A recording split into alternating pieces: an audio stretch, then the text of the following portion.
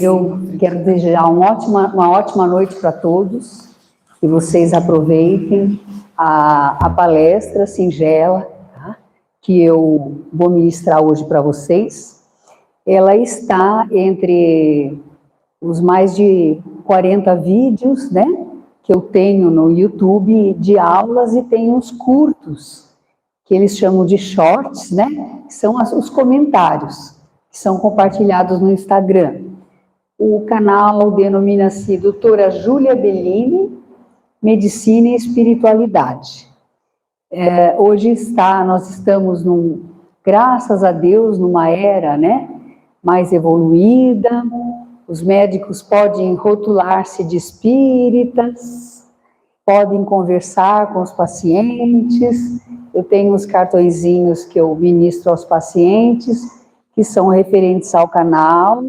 Então, é sempre bom a gente falar de amor, falar de Jesus, falar sobretudo do aproveitamento que nós devemos ter em nossa proposta kármica, né? Nós estamos aqui, não é por acaso que nascemos com esse corpo físico, nessa família que nos acolheu, fomos todos planejados pela espiritualidade amiga, para que tivéssemos o máximo de aproveitamento evolutivo nessa vida. Já tivemos milênios de vidas, né? A Terra iniciou-se há 4 bilhões e 500 milhões de anos, e o homem vem evoluindo, em cada vida experienciando novos desafios, dentro de um processo de vida que foi completamente planejado.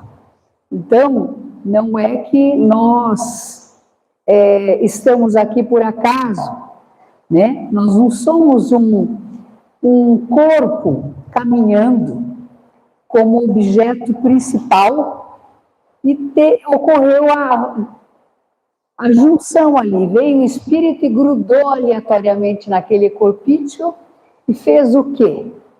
Com que nós estivéssemos jungidos para que nós conseguíssemos evoluir. Então, é o contrário. Nós somos um espírito eterno, dotados de qualidades, pontos que precisam ainda ser iluminados, né? Todos nós somos uma miscelânea de qualidades e, entre aspas, defeitos. Mas são detalhes, viu, gente? Detalhes que a gente aproveita. Utiliza as reencarnações para aproveitar. Então, o que acontece? Eu escolhi esse tema, há muito tempo, eu trabalho na área de ultrassonografia, converso muito com as gestantes que vão dar à luz, e muitas delas eu me encontro, né? Eu sei que tudo é um reencontro, mas cujos embriões estão lá com 6 semanas, com 5 milímetros, e o coraçãozinho já batendo.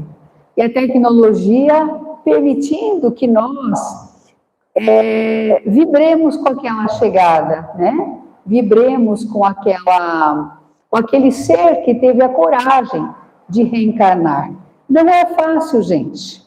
Vocês se lembram do filme Nosso Lar?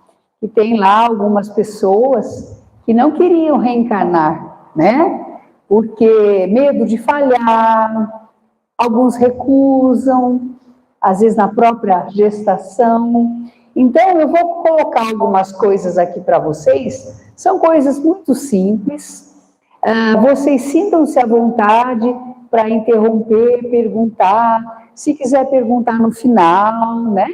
Mas a coisa que mais pega a maioria das pessoas é a seguinte: quando seria o início da vida? Quando seria o início da vida? O início da vida, gente, como pensam alguns, é quando você já consegue ver o embrião pela ultrassonografia. Alguns dizem que é 12 semanas, por isso até liberam o aborto antes, Mas, na verdade, o início da vida começa no momento da concepção. O espermatozoide, né, consegue penetrar no óvulo e fecundá-lo. Espermatozoide, célula masculina, óvulo, célula feminina.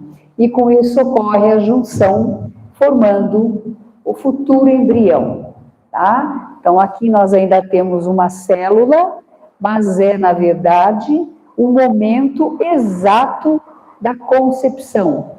Você sabe que eu vou abrir um parênteses aqui? Eu tenho um irmão que ele estava com a esposa tentando engravidar. E ele tem mediunidade, mas não tem muita coragem, sabe, de ir atrás. Embora ele seja muito corajoso e maravilhoso.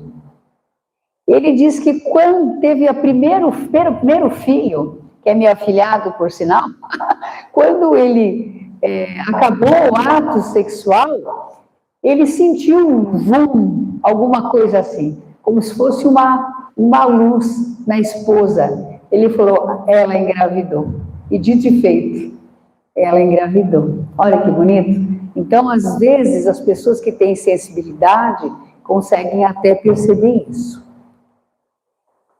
O que nos traz o Livro dos Espíritos acerca da concepção, do momento da concepção? O Livro dos Espíritos, na questão 344, ele pergunta, em que momento a alma se une ao corpo? Então, veja que figura, vocês já devem ter visto em muitos livros, como se a célula feminina, o óvulo, é como se fosse uma bolona daqueles parques de diversões, sabe? Que criança adora levar para casa, né? Então, o óvulo seria aquela bola gigante. E os espermatozoides são 120 milhões, como se fossem mosquitinhos, larvinhas quase imperceptíveis, tentando perfurar. Então, nada é por acaso. Aquele espermatozoide dotado das melhores características genéticas é que vai conseguir penetrar e fecundar o óvulo. Então, já começa aí o planejamento, aliás, muito antes, como vocês vão ver. A união, ela começa no momento, mas ela se completa no nascimento. E o espírito liga-se ao corpo por um laço fluídico que vai se fortalecendo.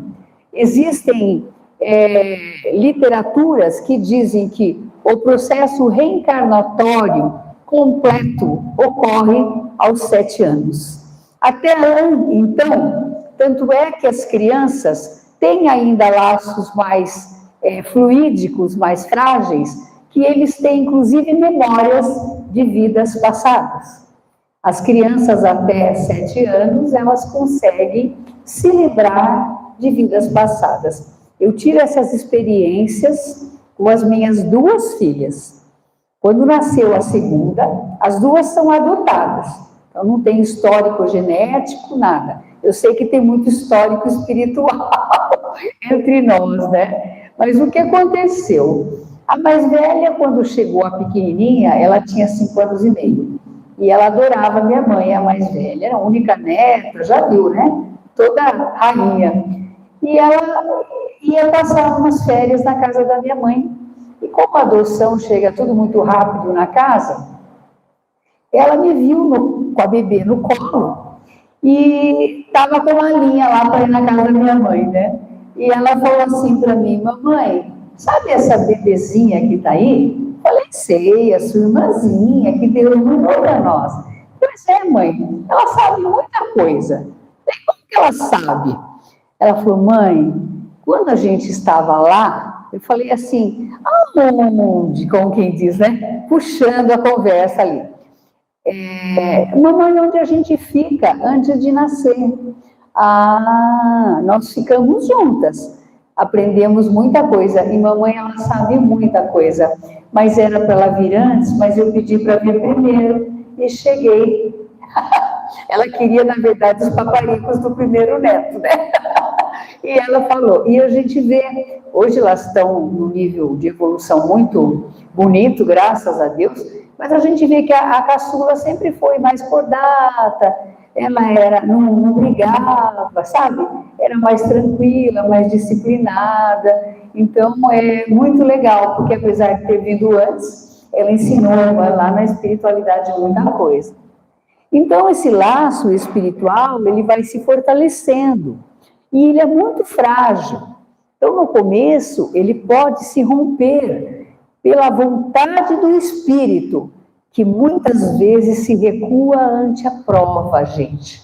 Então, são aqueles causas, entre aspas, de alguns abortos espontâneos, né? A família fica feliz, não sabe por que ocorre. Existem até abortos que dão um teste positivo e depois, uma semana já não dá, mas então são aqueles, a gente chama até de microabortos, são essas recusas, né? Os abortos espontâneos, como eu comentei, então ele poderia ser pela desistência do espírito ou imperfeições da matéria. Às vezes, aquele perispírito foi tão lesionado em outra vida que ele precisa de um choque anímico, um pouquinho na carne de tempo. Por quê? Para ter um fortalecimento para que numa próxima vida ele renasça, né, sempre renascer, mais saudável. Nós tivemos um relato de um casal muito trabalhador, lá em Bauru, onde eu trabalhava e morei 20 anos, trabalhei 20 anos lá na doutrina espírita, e lá esse casal teve uma filha com hidrocefalia, e ela sobreviveu pouco tempo, e depois a espiritualidade disse que ela iria retornar. Ela retornou, eles tiveram um filho, e depois essa filha. E essa filha retornou, acho que uns 8 anos depois, saudável, inclusive fez até medicina, hoje é médica, trabalha. Então é bem bacana, né? Como existe um planejamento. Nos casos de natimorto, gente, é uma provação para os pais, olha aqui. Então, aqueles pais, eles têm algo a resgatar. Então, o natimorto, só traduzindo para quem não sabe, é aquela criança que vai até os 9 meses, obtua intraútero e morre. Então, ela nasceu morta, natimorto. Eu contei aqui deixei aqui um espaço para eu contar um caso para vocês verdadeiro, que eu chorei por diversas vezes durante esse caso, e até hoje, quando eu o conto, eu sinto uma emoção. Tratava-se de uma menina de 18 anos, que era caixa de um supermercado. Essa menina engravidou do dono do supermercado, que era solteiro, mas bem mais velho que ela. E aí ela, desde os primeiros exames, mostraram que a criança possuía várias malformações. E ela foi procurar vários lugares, porque ela não queria tirar a criança. Era uma menina muito evoluída espiritualmente. Não queria de jeito nenhum.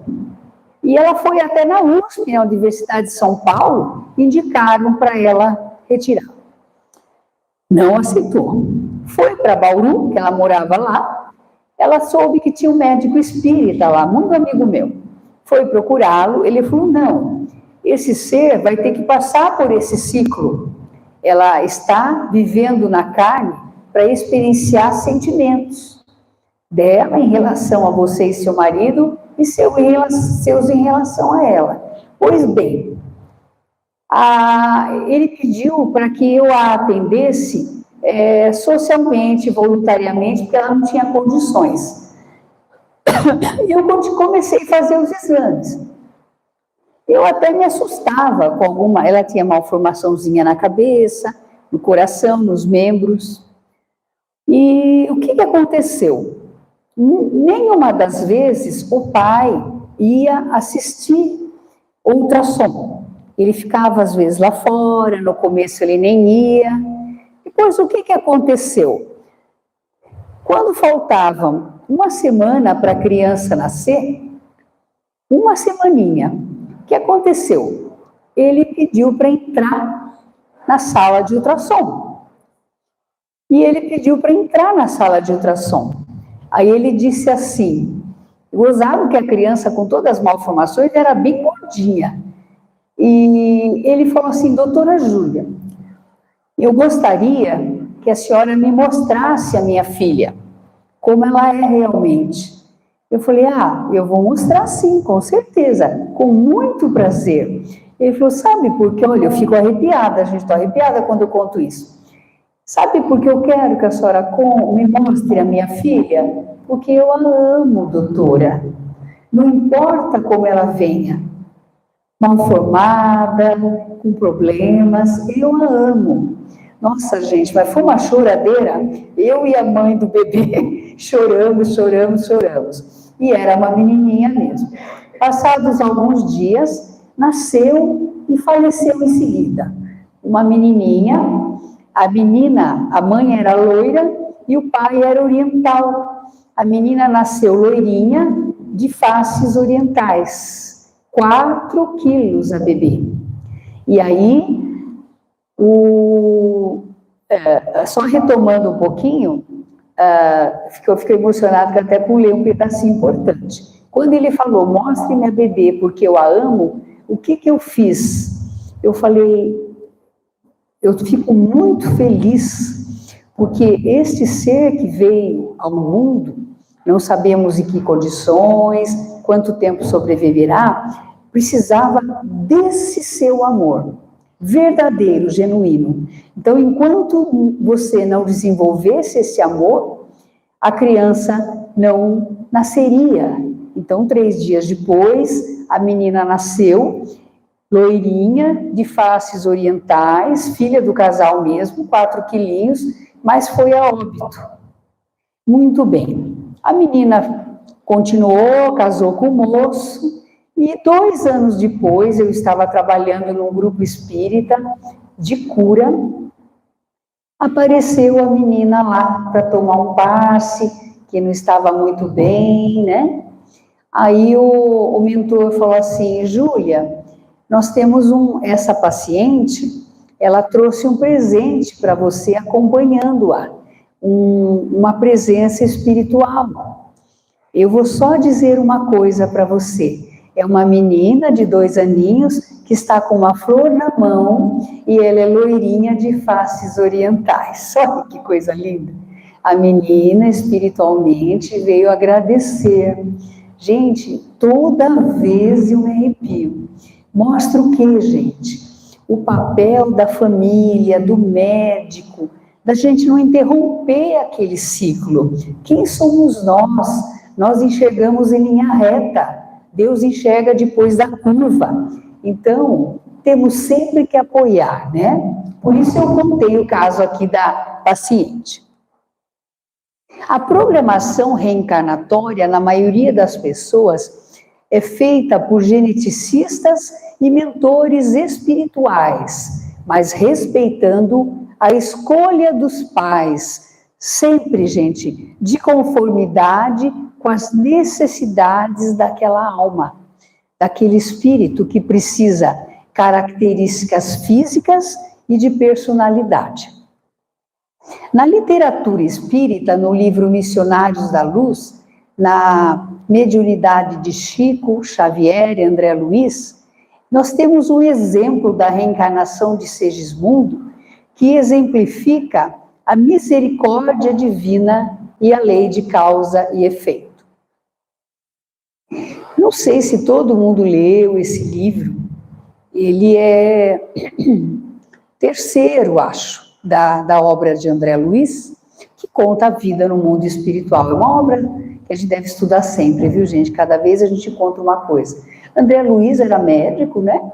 E ele, na vida, teve lá seus detalhes e resgatou totalmente. A espiritualidade o estava esperando para ser o redator. Então, Segismundo é um espírito com débitos emocionais do passado que precisa reencarnar junto de antigos desafetos para promover a reconciliação. André Luiz acompanha o processo, observando desde os preparativos espirituais até a ação dos benfeitores na aproximação de Segismundo e da família escolhida. Esses mentores, então eu só queria lembrar que nesse livro, se vocês pegarem nos primeiros capítulos, ele vai contar o seguinte, ele mostra a magnetização que os mentores espirituais fazem na hora da relação. Claro que eles saem no momento, mas eles magnetizam o espermatozoide portador das características mais cabíveis para que Segismundo apresentasse, para que a proposta fosse cumprida. Olha que bonito. Então, esses mentores, eles planejam cuidadosamente a reencarnação de uma criança com débitos do passado, como mostrei o síndrome de Down aqui, trazendo a esta criança possibilidades de resgatá-los com exercícios de perdão, compaixão e amor. Ou seja, gente, nada acontece por acaso que escape a um planejamento divino. Nada, nada, nada. A concepção, ela é algo divino, e a gestação um período mágico para um ser que retorna ao mundo material. Aqui o período gestacional, hoje existe, gente, eu acho que a medicina está até um pouco invasiva demais, cirurgias fetais em que você retira aquele feto e opera e coloca no útero de novo.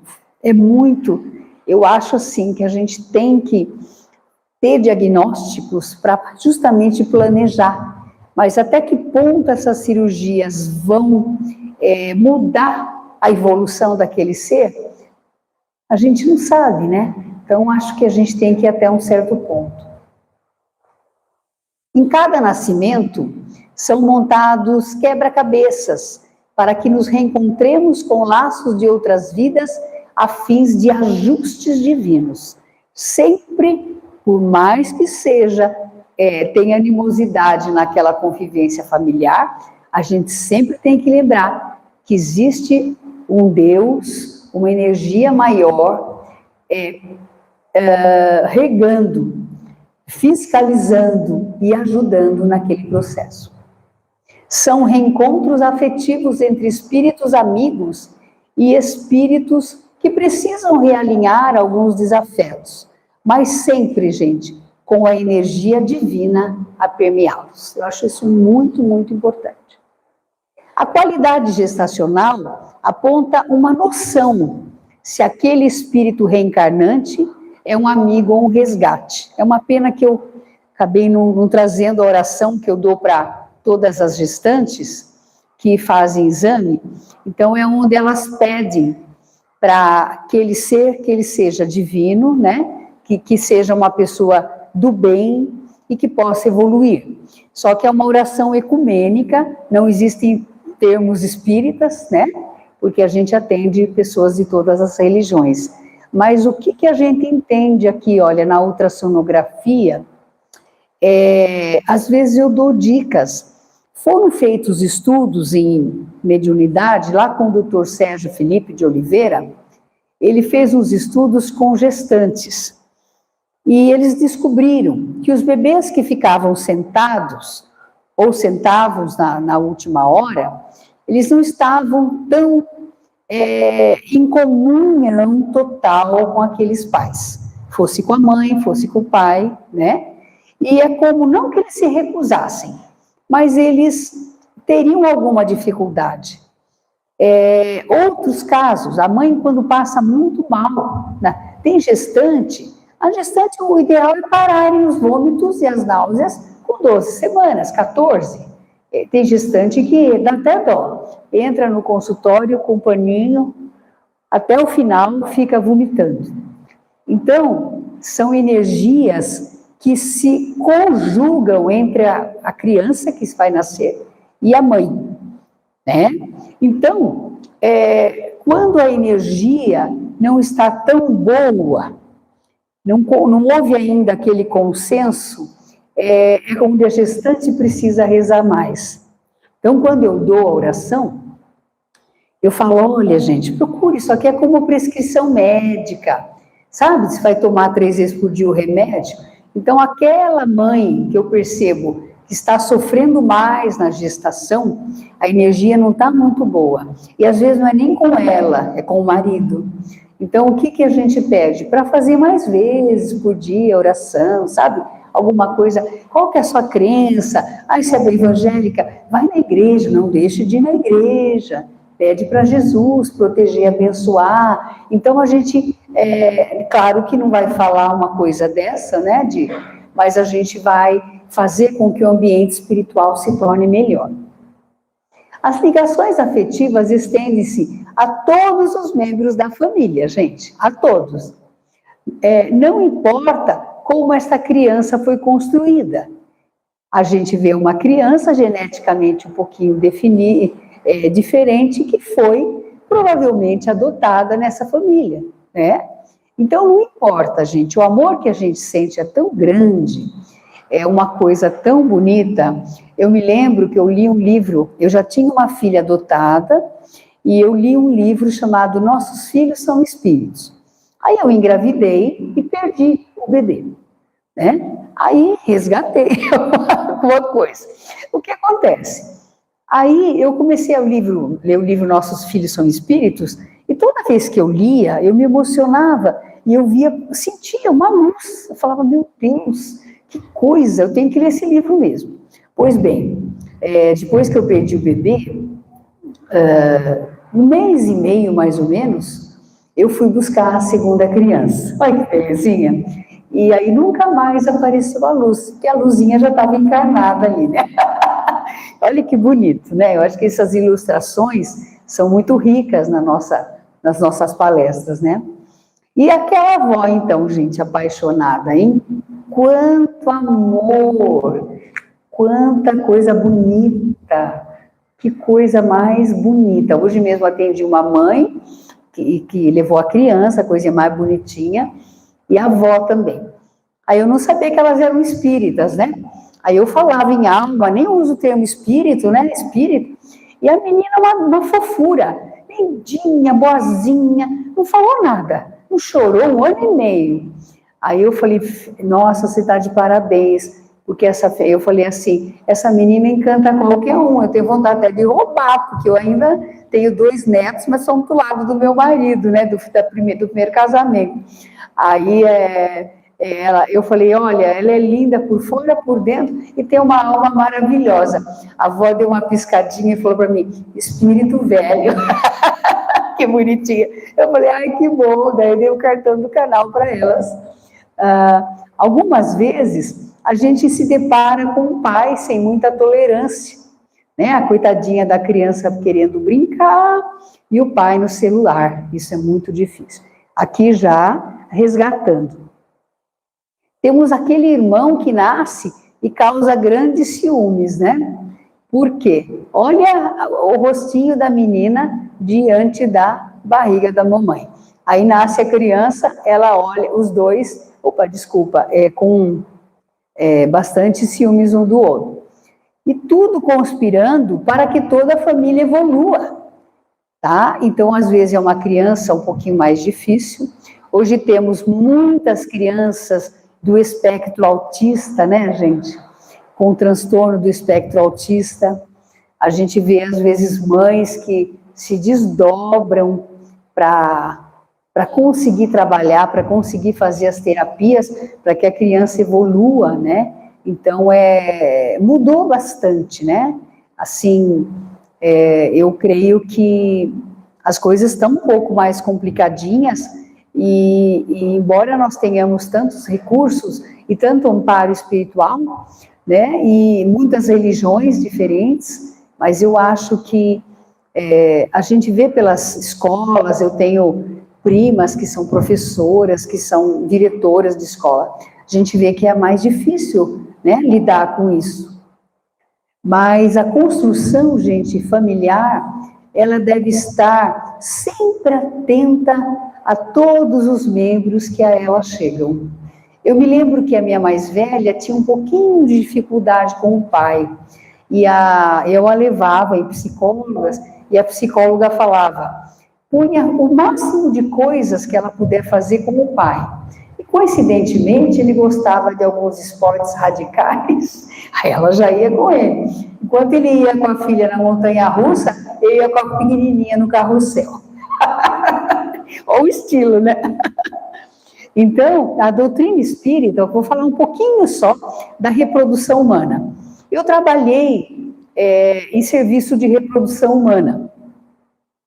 E eu fazia até uma carta, um enunciado, né, que eu entregava um texto para as mães, porque algumas queriam tentar realmente fazer a reprodução assistida, fosse uma inseminação in vitro, fosse uma inseminação, uma fertilização in vitro, desculpe, falei errado, o bebê é gerado in vitro e implantado no útero, fosse uma inseminação artificial, que você só introduz, né, o espermatozoide no meio de cultura, fosse só uma indução do processo de ovulação, para que a pessoa engravide no momento certo e mantenha a relação naquela hora, né? Então, eu trabalhei com isso, mas eu sempre, como eu tinha, já quando eu comecei a trabalhar, eu já tinha uma filha. Aí, como sempre foi tranquilo para mim isso daí, eu escrevia coisas e as pessoas até falavam, se eu não engravidar, não der certo, eu vou fazer igual a doutora Júlia, já vamos lá cuidar de outros seres, né, que na verdade são familiares, só que não vieram geneticamente nesta vida, cuja experiência deveria ser desta maneira.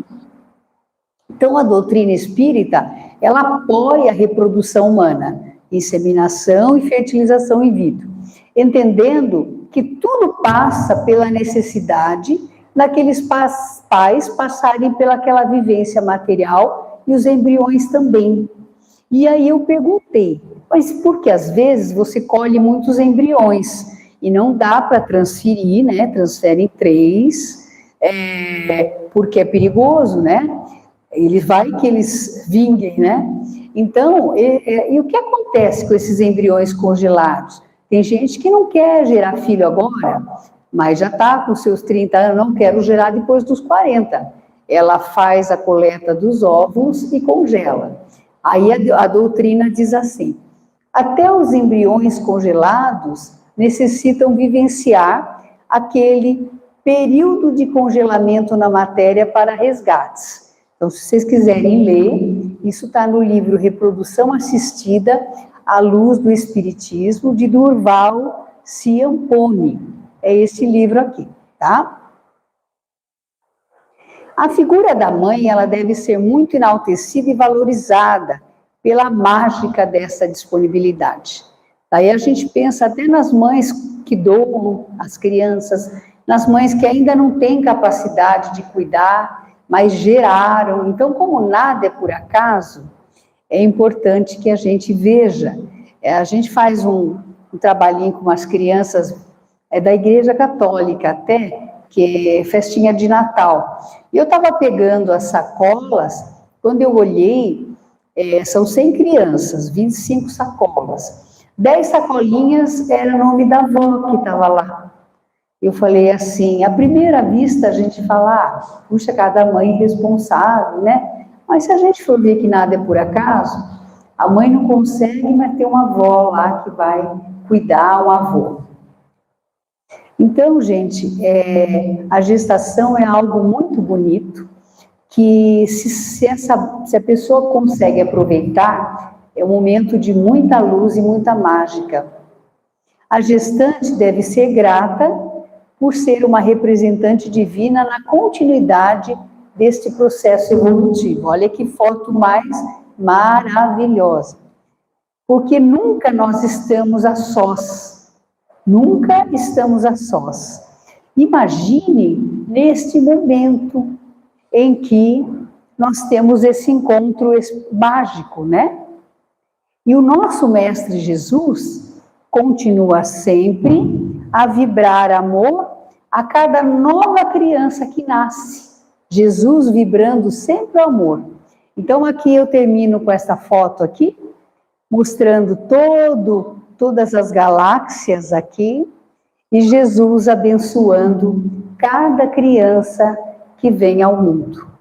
Então, nós deveríamos aplaudir a cada gestante que consegue trabalhar, levar até o fim. Como eu falei, às vezes uma gestação não tão tranquila, né?